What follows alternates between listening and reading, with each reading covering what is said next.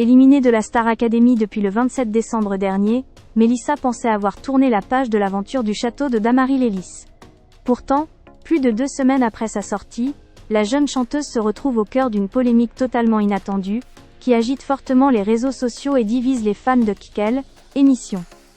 Lors de son élimination, Mélissa affichait pourtant un état d'esprit positif.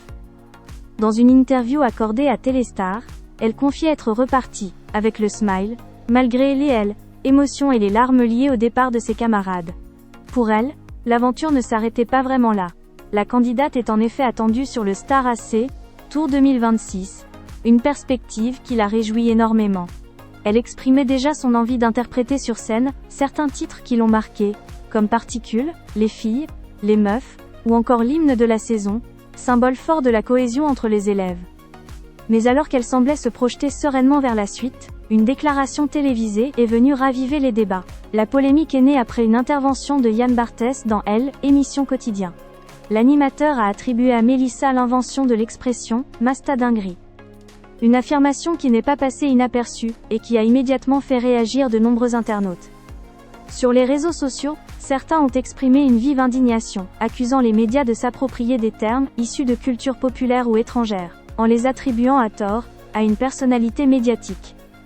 Plusieurs messages dénoncent une forme d'effacement culturel, rappelant que des expressions longtemps méprisées ou ignorées se retrouvent aujourd'hui mises en avant, parfois sans reconnaissance de leurs véritables origines.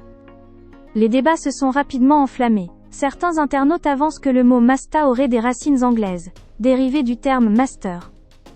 D'autres, s'appuyant sur des informations relayées par LCI, expliquent que le mot serait d'origine congolaise et signifierait « mec » ou « pote ».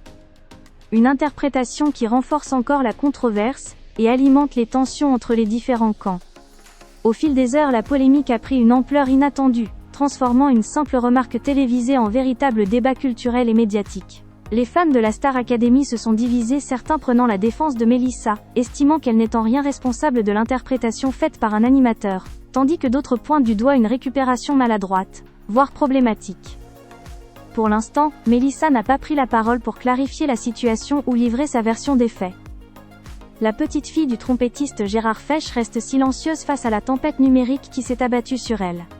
Ce mutisme ne fait qu'attiser les spéculations et maintenir la polémique au centre des discussions. Une chose est sûre, même après son élimination, Mélissa continue de faire parler d'elle.